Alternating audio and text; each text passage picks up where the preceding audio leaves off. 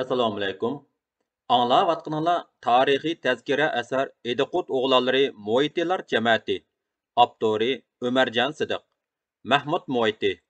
Davomi. Xo'janiyaz hoji bilan Mahmud Mo'yiti odamlarni boshlab yo'g'on terakdan yo'lga chiqib, Panvufu davini orqali Tangirtog'ning shimoliy etikidagi Chanzigayga yetib bordi. Ondan fidoyilarga qo'mondonlik qilib, Jimisarga hujum qildi.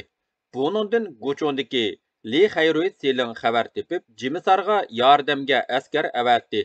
Guchung va Jimisardan bo'lib 1500 otliq askar fidoyilarga qaytarma hujum qildi.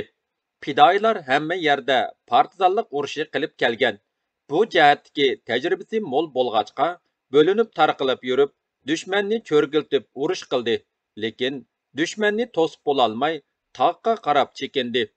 Fidoyilar chekinib ketayotganda, ba'zilar Xo'janiyaz hoji yoki Mahmud Mo'yitining ruxsatini olmay, boshboshdoqlik qilib, Jimisarning janubiy do'nglikidagi Chuanpudong degan cho'ng butxonga o't qo'yib etib, bu butxonaning bir qismini ko'ydirib etgan ekan. Jimisar va Guchongdan kelgan Li Xayruyning askarlarimi fidoyilarni chekindirib Chanzigayga kelganda musulmonlarning cho'ng masjidiga o't qo'yib ko'ydirib etdi. Baş qo'mondan Mahmud Mo'yiti bu ishni uqqandan buningdan keyin qo'zg'olonchilarning bundaq boshboshdoqlik qilishini qattiq chekladi. Düşman fidoyilarning orqasidan qo'g'lab kelmoqda edi. Fidoyilarmi otliq bo'lg'achqa birdam qechib, birdam hujum qilib, düşmanni toza hardurgandan keyin oxir taqqa bo'linib minib, bir qancha to'plikka puxta joylashgandan keyin düşmanni qattiq to'sdi. Düşman davomliq ilgirlashga ko'zi yetmay, orqaga qaytdi. Bu chog'da fidoyilarning Turpandan chiqqaniga 3 kun bo'lgan bo'lib, fidoyilar u yerdan Tangirtog'ni bo'ylab sharqqa minib, Tanpamung degan yerga yetib borganda, Guchungdan bir tuvan otliq askar kelib, fidoyilarni to'sib hujum qildi. U yerda xilila qattiq urush bo'ldi. Hatto fidoyilar dushmanlar bilan giralishib ketdi. Oxir fidoyilar g'alaba qilib, düşmanning bir qismi yo'qotilgandan keyin qolgan qismi Guchungga qaytdi. Fidoyilar oz bo'lsa-mu bir qism miltiqlarni o'lja oldi. Ular shu kuni kech Uzun Qir degan tog'ning ustiga chiqib qo'ndi. Shingisi 1933-yili 4-oyda Urumchida hokimiyat beshiga chiqqanda Jingshurin Sibiriya orqali ichki Jungoga qochgan bo'lsa-mu, ammo uning qilib qolgan ba'zi qismlari Shingisiga itoat qilmay qarshilashib yurdi. Masalan, ilidagi Jang Piyuan Jingshurinning bir qism qalduq askarlarini to'plab Shingisiga oshkora qarshi chiqdi.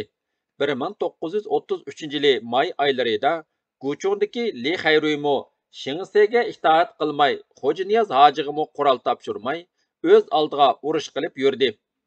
Xo'janiyaz hoji Guchong noyisining Tanpamung degan yeridagi Uzun Qir degan tog' ustiga kelganda, Xo'janiyaz hojining oldiga Shingisidan yana Tursun bobo boshliq bir nech odam vakil bo'lib keldi. Ular yana shu ko'na gaplarni takrorlagan bo'lsa-mu, Xo'janiyaz hoji yo'q yoki ma'qul deb javob bermay, o'lishib baqayli deb vakillarni qaytardi. Bu chog'da Ma Jungying Gansudan Shinjongga kirgan va askarlarining oldi Mori noyisiga yiqilishib qolgan edi. Ma Jungying shu yillarda istaklar bilan to'lgan Shinjong tuprog'ida ajoyib zo'r salbiy rollarni o'ynagan muhim tarixiy shaxs bo'lib, u Gansu o'lkasining Xeju shahrida, hozirgi Lingsha noyisi tug'ilgan. Militarist Ma Bufang uning otajamat tuqqani. Ma Jungyingning otasi Ma Bao Ningxay armiyasi otliq 11-divizionning komandiri bo'lib, ular ota bovisidan tartib Manju xonlik qo'shinining tarkibidagi Xuyzu qismlarining qo'mondoni bo'lgan. Tug'ilibla gazarmada jangchilarning orasida cho'ng bo'lgan Ma Jungying kichkidan boshlab qurol-yarog', qilich nayza ishlatish, miltiq etish qatorliqlarga mahir bo'lib yetishgan va hech narsadan qo'rqmaydigan qaram, qora niyat xarakterini yetildirgan. Keyin yuqori darajalik ofitserlar tarbiyalanadigan harbiy maktabda o'qigan. Otasi kasal bo'lib qolgandan keyin 17 yoshga kirgan Ma Jungying otasining o'rniga batalyon komandiri bo'lgan. Bu chog'da Gansu o'lkasi Fengyuyshan, Liubofeng qatarlıq yerlik millatlarning zimin va huquq talashadigan maydoniga aylanib qolgan bo'lib, 17 yoshlik Ma Zhongying huquqni ilibla Fengyuyshan qatarliqlarga qarshi turish shuari ostida askar to'plab urush qilgan.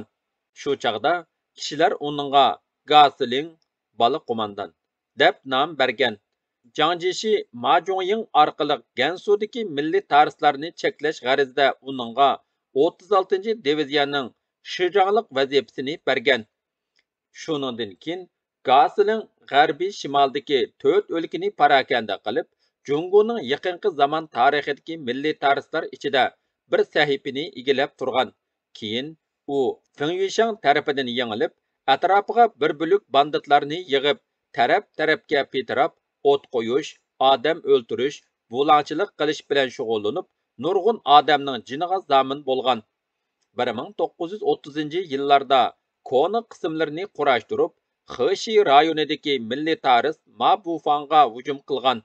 Bu zaminga hech kimni kirgizmaydigan Ma Bufang darg'azabga kelib, butun kuchini safarbar qilib, Ma Zhongyingga hujumga o'tgan. Yana bir qatim qattiq mag'lub bo'lgan Ma Zhongying boradigan yer topolmay, Jayuguanga chiqib ketishga majbur bo'lgan. Dal mushu paytda Qumul dehqonlar qo'zg'oloni portlab, qo'zg'olonchilarning kuchi ojiz bo'lg'achqa Ma Zhongyingni Xinjiangga taklif qilgan. Qattiq mag'lubiyatdan beshi qatgan Ma Zhongying bu taklifni jon deb qabul qilib, Xinjiangga chiqqan. Shuningdan keyin u Xinjiang zaminida qora niyatini amalga oshirish uchun oq ko'ngil, sodda Uyg'ur qo'zg'olonchilarini yamchoq qilib, neyrangvozlik bilan mol dunyo, huquq, zaminga erishgan. Xinjiangda inson qalbidan chiqqan vahshiylik bilan sonsizlagan begunoh fuqarolarni qirgan. Haqqoniyat uchun kurashga atlangan qo'zg'olonchilarga izchil o'chmanlik bilan qarab, ularga zo'r talafot yetkazgan. 1934-yili 5-oyda Sovet Qizil armiyasi Maralbeshi tavasida Ma Zhongying qo'shinlarini aram bermay, tapbasti qilib qo'g'lab, ustidan aeroplanlar bilan bombardimon qilib, yerdan o'qqa tutib, terpiran qilayotgan. Ma Zhongying Sovet ittifoqi taraf bo'ladiganligini, hargiz dushmanlashmaydiganligini, Xinjiangda to'plagan necha yuz jing oltinni Sovet ittifoqi bankasiga omonat qo'yadiganligini qayta-qayta izhor qilgan va 6-oyning 7-kuni Xinjiang xalqining qon tari, hayoti badliga kelgan 10 necha chorak. Shu chaqda bir chorak 16 jing edi. Tilla 10 necha chorak zig'cha oltin, necha yuz tonna kumush qatorliq narsalarni elib, Qashqardagi Arkashtam chegirasi orqali Sovet ittifoqiga qochib ketgan.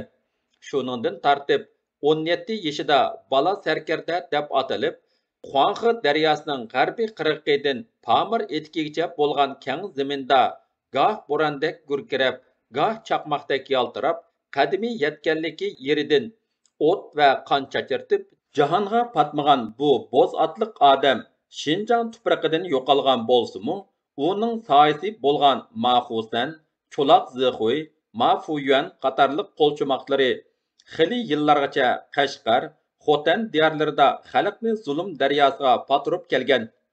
Ma Zhongying ikkinchi qitim Xinjiangga kirganda Xo'janiyaz hojining oldiga amdi kim bilan birlashib, kimga qarshi turish masalasi yana ilgirgidek Ma Zhongying bilan birlashib, Shingisega qarshi turish kerakmi yoki Shingise hukumati bilan birlashib, Ma Zhongyingga qarshi turish kerakmi degan masala qo'yildi.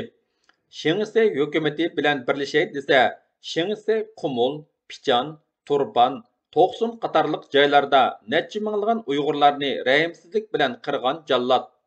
Xo'janiyaz hoji Qumul va Pichanlarda uning bilan uda 2 yil urush qildi. Uning amdiki yog'lama so'zlariga ishongili bo'lmaydi. Xo'janiyaz hoji o'tmishda Temur xalfa izilishga qarshi qo'zg'olon ko'targanda mustabid Yang Zhengshing hukumati o'tgan ishq salavat deb Temur xalfini Urumchiga aldab apirib, yo'shurun qatlam qilgan. Shingise Jingshurinning buyrug'ini ijro qildim deb hozirgi qo'zg'olonchilarga kuchi yetmay, qo'lida Temurning sunuqi yo'q begunoh fuqaroni qirdi. Amdi u dilidagi zaharni yo'shirib, shikar so'zlarini o'ttirig'i chiqarg'ili turdi. Uning Jingshurindan nim farqi bor? Baribir qora itmi it, oq itmi it, u menimi siylab siypab to'zoqqa tushirib Tömür xalifaning kallasini olgandek kallamni olmay qolmaydi.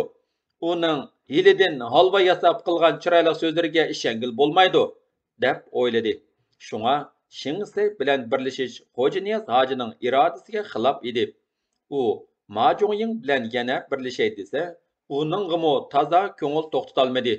Chunki 1931-yili qo'zg'olon boshlanganda Jingshurning o'lka bo'yicha 64 ming askari bor edi. Xo'janiyaz hoji shuningga qaramay Jingshurunga qarshi kurashga otlangan va yo'lvoz İsmail qatorliq kishilarni Gansudagi Majungyingni yordamga taklif qilishga avatgan edi. 1931-yili 5-oyda Majungying birinchi qatim 500 askari kuch 90 necha tal miltiq bilan Anshidan Qumulga chiqib shaharga hujum qildi. U yana Qumul Uyg'urlaridan 500 kishini askarlikka qabul qilib, ularga qilich va nayza tutqizib, ularni qo'shinning oldiga silib, sepilga chiqishga majburladi. Natijada yuzlagan Uyg'ur yoshlari qirilib ketdi.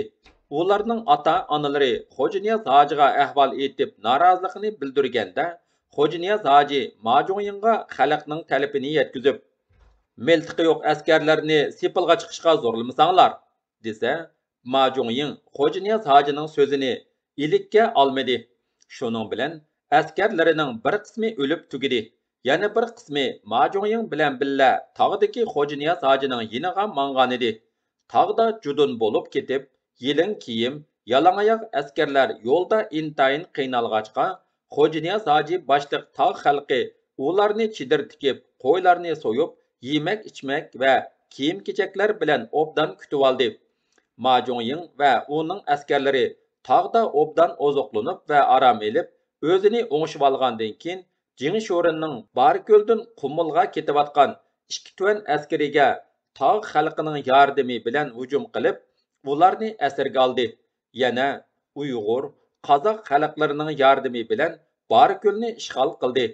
Majungying o'lja olgan miltiqlar bilan o'z askarlarini qurollantirib, odam sonini mingga yetkazib, o'z qo'shinini kuchaytdiki, Xo'janiyaz hoji qo'shiniga bir talmi miltiq bermadi. U texi Xo'janiyaz hoji boshliq bir qancha kishini Yingjang, Lianjang qildim deb Quruq O'stanga mirab qilmoqchi bo'ldi. O'zining askarlarini qurollantirib, ishib qolgan qurollarni to'giga ortib, Urumchidan kelayotgan dushmanlarning oldin to'sayman deb Lodunga mangdi. Ammo Lodundagi urushda yengilib, Gansuga qochib ketdi. Majungying Lodunga mingish oldida Xo'janiyaz hoji uningga: "Bizning qurollarimizning yetishmayotganligini bilasiz. Urushni billa qildik. O'ljalgan qurollar o'zingizdan eshib tursa, ularni bizga qoldirmay ketamsiz?" desa, Majungying: "Men ichkirga berib, askar elib yana kelaman" deb javob berdi. Xo'janiyaz hoji buningga norozilik bildirgandan keyin, "Ma'qul, at kelinglar" deb qo'yib, yarim kechida qochib ketdi. Demak, Majungying oshni yeb bo'lib qozonni chaqdi. "Sen o'l, men tirilay" degandek ish qildi. Majungying yana Xo'janiyaz hojining gapini anglamay, xalqqa ig'irchilik soladigan ishlarni qildi. Masalan, Anshidan Qumulga kelibla o'z oldiga qog'oz pul besib tarqatmoqchi bo'lgan edi. Xo'janiyaz hoji: "Agar bunday qilsak, xalqning ustidagi ig'irchilik ishib ketadi" deb to'ssa, Majungying Xo'janiyaz hojining gapini bir tiyinga olmay, qog'oz pulni bostirib tarqitib berdi. Natijada mol bahasi o'rlab ketib, uning qog'oz puli xalqning qo'lida quruq qog'ozga aylanib qoldi. 1931-yili 8-oyda Majungyingning Axun Tuanjang degan bir ofitseri og'rib qoldim deb o'zining fugani va oshpezini ilib, Xo'janiyaz hojining yurti Taratiga berib turdi. Xo'janiyaz hojining inisi Yor qari o'zining bir eg'iz uyini ularga bo'shtib berib, ularni yaxshi kutadi. Axun Tuanjang u yerda biror oy turgandan keyin bir xanzuning qizini o'ziga xotinlikqa tegishga majburlaydi. Qizning ota-onasi Taratining dorg'isi Begi Qurbonga arz qiladi. Qurbon dorg'a bu ahvolni Xo'janiyaz hojiga ma'lum qiladi. Shu arada heliqi xanzuning qizi Axun Tuanjangning majburlashiga qarshilik bildirib, o'zini o'ltirib oladi. Buni anglagan Xo'janiyaz hoji Axun Tuanjangni Nadin kelgan bo'lsang, shu yerga ket, deb haydibdi. Ma Jongying buningdan xabar tepib, Xo'janiyaz hojining kaynidan Axun Tuanjan xotun olsa, kafirning qizini almoqchi bo'pti. Xo'janiyaz xalq olam oldida nima deb mening ofitserimni rasvo qiladi ekan, deb xafa bo'ldi. Xo'janiyaz hoji Ma Jongyingning mushu ishlariga qarab, uning o'zi bilan bir fikrda emasligini aniq bilgan bo'lsa-mu, lekin cho'ng dushmanning oldida tishini tishlab turib, Ma Jongying bilan birlashmakdan boshqa amal yo'q edi. Shunga Ma Shiming Qora shahardan Mahmud Mo'yitining aksi Musul Mo'yiti qatorliq bir qancha kishini Gansuga avatib, Ma Jongyingni Shinjongga ikkinchi qatim taklif qilib ilib chiqdi. Ma Jongying Qumuldan o'tib Chigi Chingziga kelganda Musul Mo'yitini Turpanga Ching Fangsining shahar mudofaa selingi qilib avatib, o'zi qo'shinlarini boshlab Moriga otlandi. Davomi bor.